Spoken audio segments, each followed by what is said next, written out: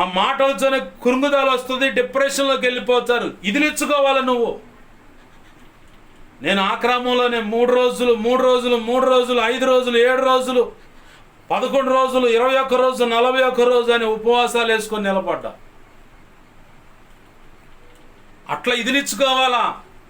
అట్లా ఇదిలిచ్చుకోకపోతే మాత్రం ఆ కృంగుదలతో నువ్వు భ్రష్టత్వంకి వెళ్ళిపోయి భ్రష్టుడిగా మారిపోతావు.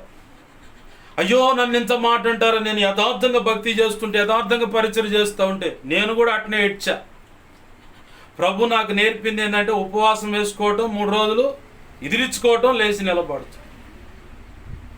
3 రోజులు 5 రోజులు 7 రోజులు 21 రోజు 11 రోజులని వరుసగా 3 5 7 11 21 41 ఫినిష్.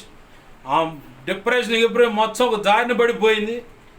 రండికి ఎంతమంది ఎన్ని రాళ్ళు వేసుకున్నా సరే నేను మాత్రం కదల్చబడను. ఆమేన్, హల్లెలూయా. దేనికి కారణం ఏంటంటే ఆయన నా పక్కన నా కుడి పార్శ్వమందు ఉన్నాడు కాబట్టి నేను కదల్చబడను యేసు నామములో. ఆమేన్, హల్లెలూయా హల్లెలూయా హల్లెలూయా. నేను కదల్చబడను.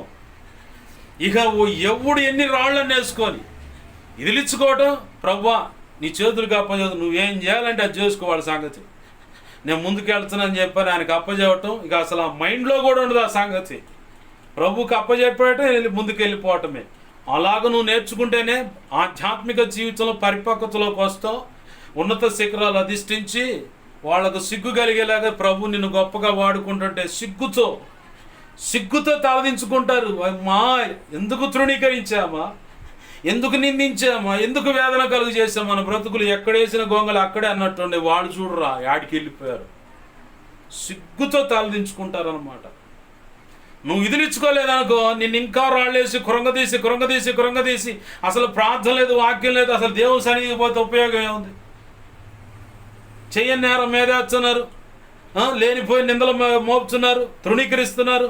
కులాన్ని బట్టి, మతాన్ని బట్టి, కుటుంబాన్ని బట్టి, ఉన్న పరిస్థితిని బట్టి తృణీకరిస్తున్నారని చెప్పని ఏ ఆలోచనతో తలపోస్తా కృంగిపోతావే తప్ప ఇదిలిచ్చుకోవడం నువ్వు నేర్చుకున్నట్లయితే ఖచ్చితంగా నీ ప్రభు ఉన్నత కృపనిచ్చి ఉన్నత స్థానంలో నిన్ను నిలబెడతాడు. ఆమేన్, హల్లెలూయా.